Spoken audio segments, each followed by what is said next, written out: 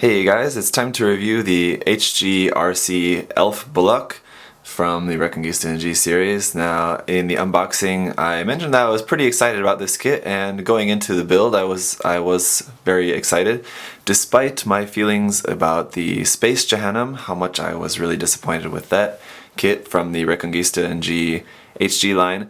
I thought this one was looking pretty cool, and I was just excited about the general kind of shape and proportions of it. It looked pretty cool.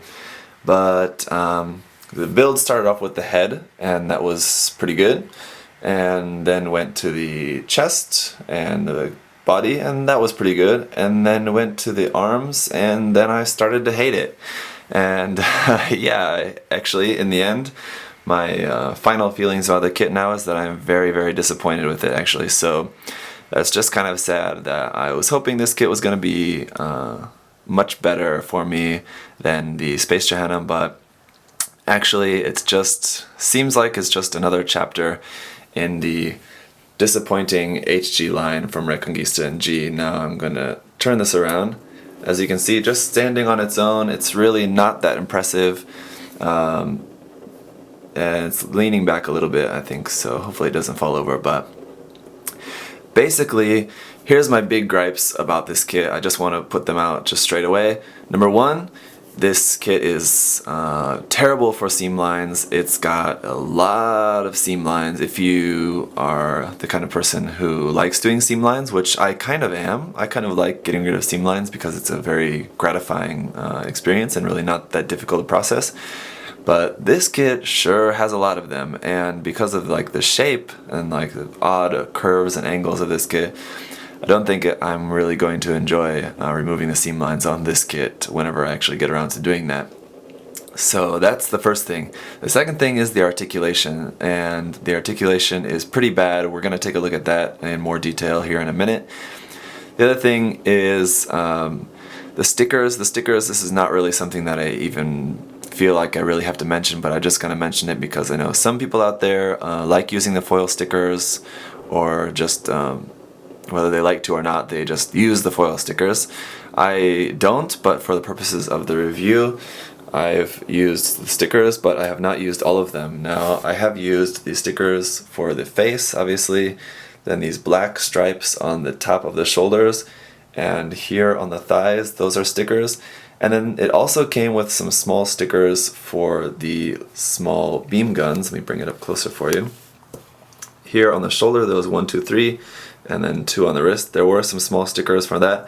I'll show you guys the picture here. I posted this picture on my Instagram where I said that I will not be using these for the review because they were just too terrible. The stickers just don't really fit well into that space, and like this, just the shape is just a little bit wrong. And that's some great detail actually molded in here. That's one thing that I really want to stress about this kit. Probably the most positive thing about this is that the details are really nice. It does have some really nice details on there. But to cover that up with a sticker that doesn't really even fit well in there is just crazy.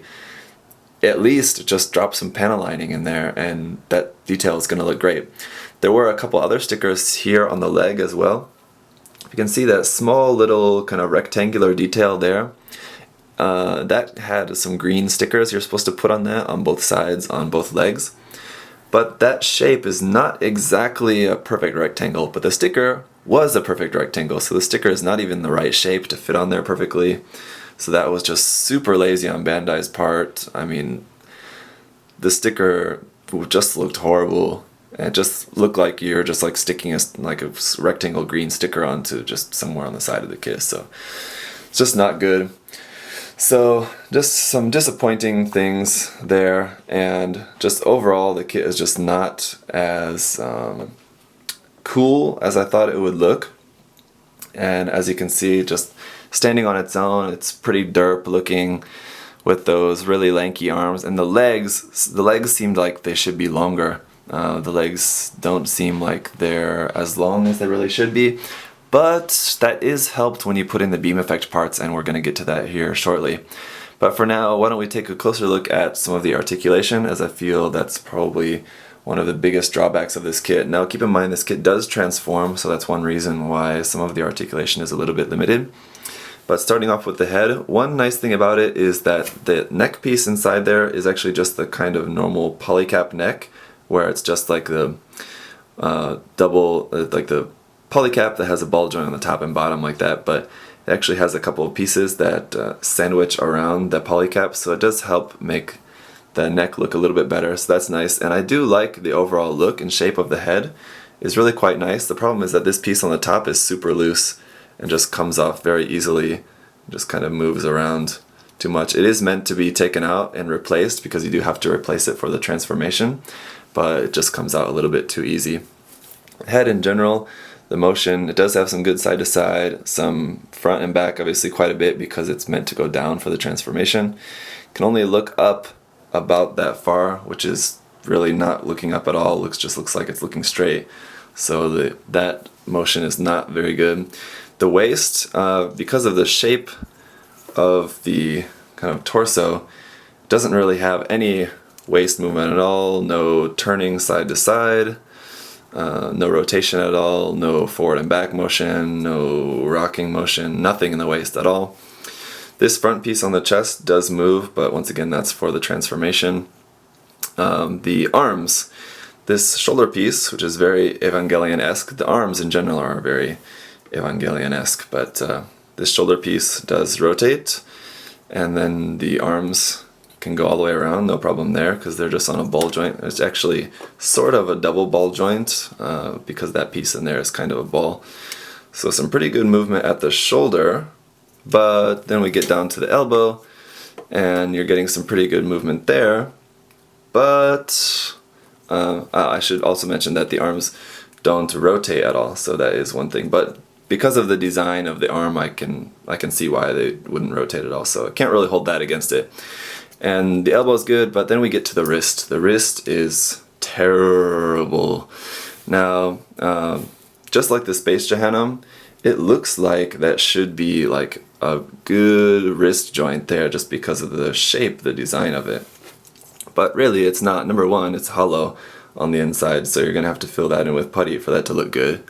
That's the first thing. The second thing is there's only a ball joint at where this plugs into the arm. Now this brown part and the hand is all one brown piece that only moves, let me try to show you very well here, it only moves that much. That's it. It's not really all that much.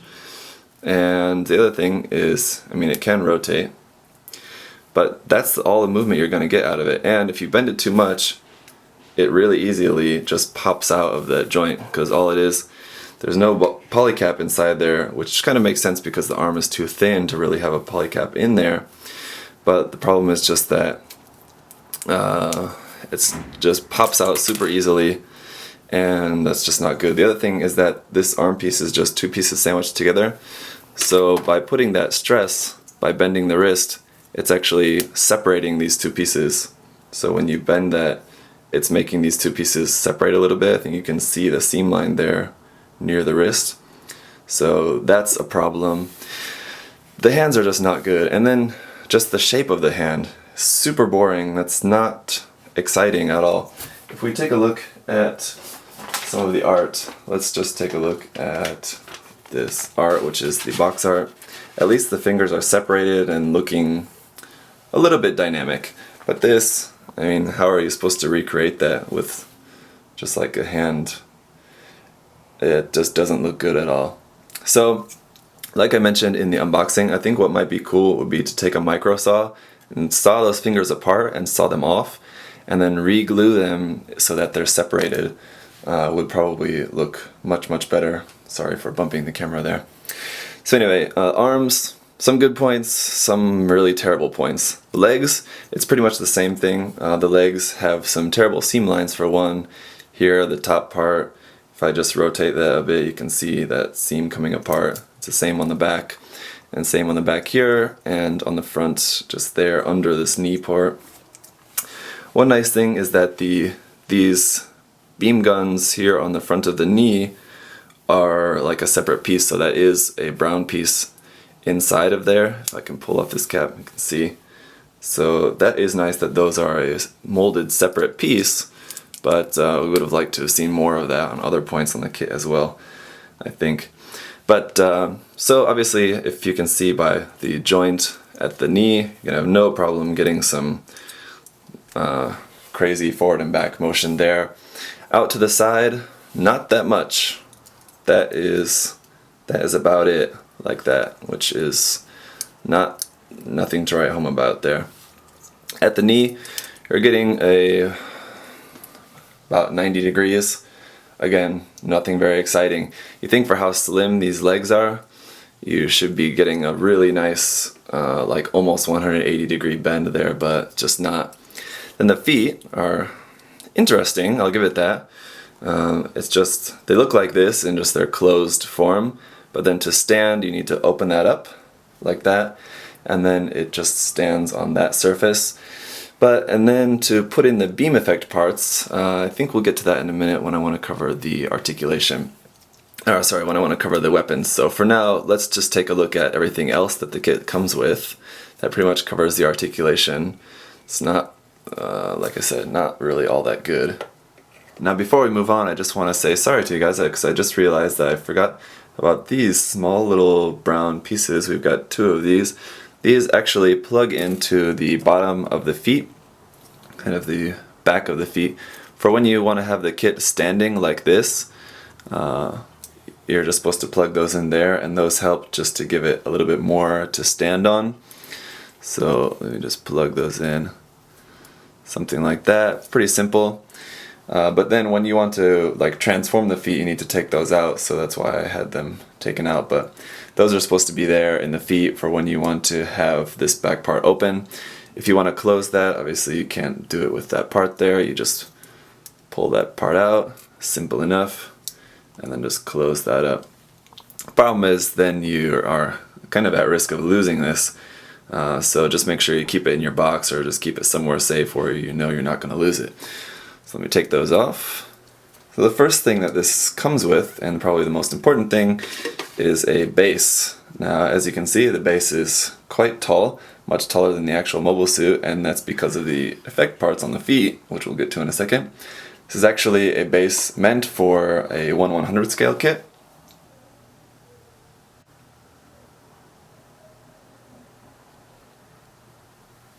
So there at the top of the base, we're not going to be able to actually attach that to the bottom of the suit, but we do get an adapter piece, which is also very disappointing just because of the shape of it. It doesn't fit to the shape of the suit. Now if you look at the bottom of the suit, that's where you want to plug it in, there in that port there on the bottom. But as you can see, the shape of this, it doesn't really, just that flat shape doesn't really mix well with that, but that is how it's supposed to be.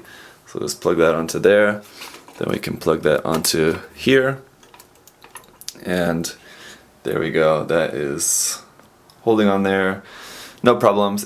The nice thing about it is that it does hold there very securely, so there's no problems there. I'm not worried about the kit falling off of there, although it is very high. I can shake it around quite a bit and the kit's not going anywhere. The kit weighs basically nothing. It's such a light and simple kit, so that is the one good thing about it.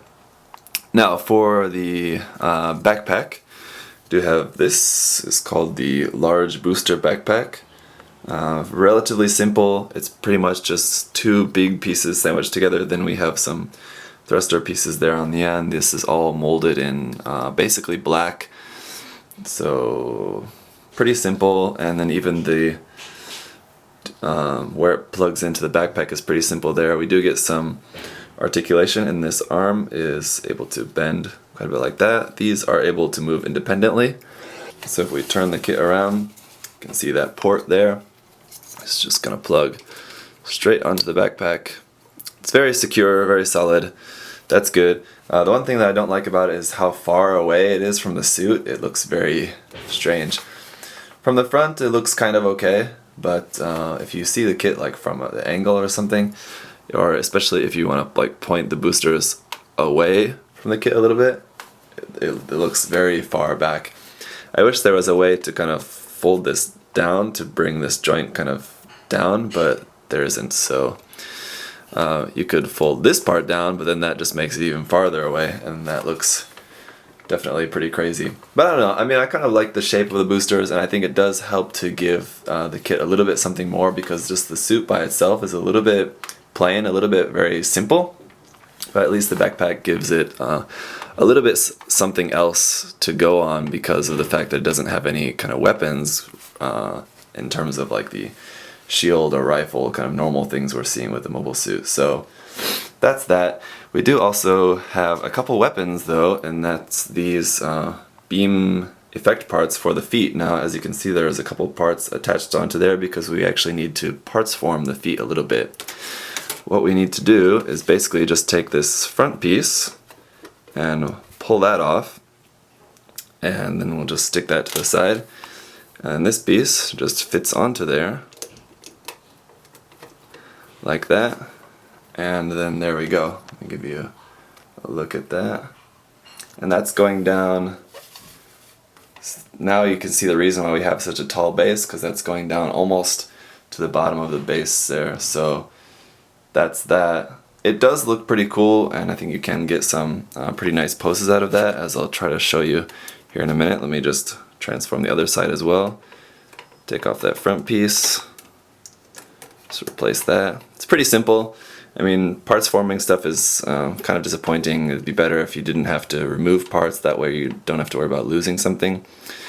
But it does do the job that it's meant to do with those beam effects. So if we want to do some really high kicking, we can do something like that, and we've got no problem. Like I said, with the legs, no problem with that forward and back movement, but the problem is I wish the legs could go out to the side a bit more, because if the legs could go out to the side more, then we could get some better dynamic poses out of this, because as it stands right now, front and back, as the leg comes off, front and back motion is pretty much all you can really do with the legs. So if you wanted to have it like kicking off to the side, or doing some sort of like side kick where it's kind of like slashing from the side, it's not really gonna work. Can't really do it. Now the last thing we need to talk about with this kit is its ability to transform. So I'm gonna bring this back down and take it off the base and take off those beam effect parts, because we're not going to be needing those for the time being. So take those off, put the regular shins back on. The first thing we need to do to transform it is basically disassemble it. So I'm just going to take off the backpack, take the top half off from the torso. There we go. Take off the top half, take the legs off, because this middle kind of lower body piece we're not actually going to be using. We're going to be replacing this with this other piece that we are going to be using. As you can see, it's basically just meant to be like, if this opened up, it's going to be like that. So first thing, on the head, we're going to take this front piece and lift it up. Then this orange piece on there, we're going to press that back, and that kind of locks that part into place there. The head, we want to replace this piece on the top with this piece, which is just a folded version, folded down. And then we're meant to push the head down, in. The top part came off. So there we go, should look like that. Then we want to bring the backpack back and put that back on there, but lift that up like this, and then straight back so that this arm is extended all the way, so the boosters are all the way back like that. You can see it's starting to take shape a bit.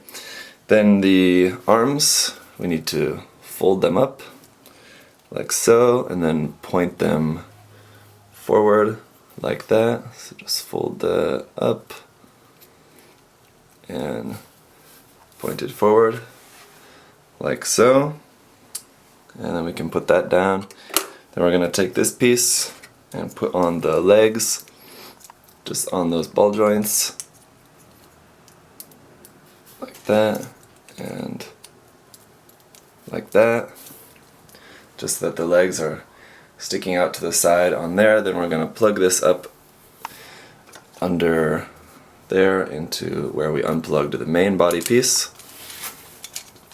And this looks like, oh, sorry, the arms were supposed to be up like that, so arms on top. And then we can plug this part onto the bottom. There we go, pretty easy. And that's pretty much it.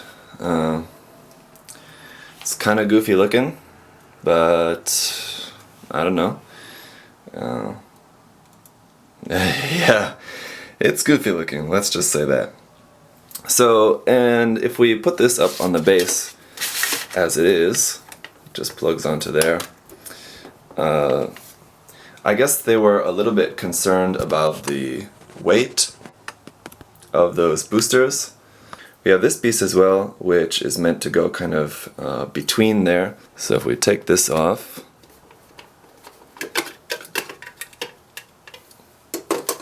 take off this adapter, put on this piece, then plug that back onto there. That's meant to support the boosters better, so it can be flying like so. So here's a 360-degree view of that.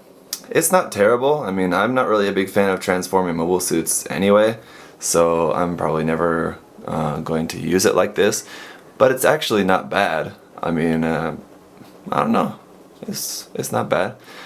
The hands are quite distracting because the hands are just right out in front and still looking very terrible. So I don't know.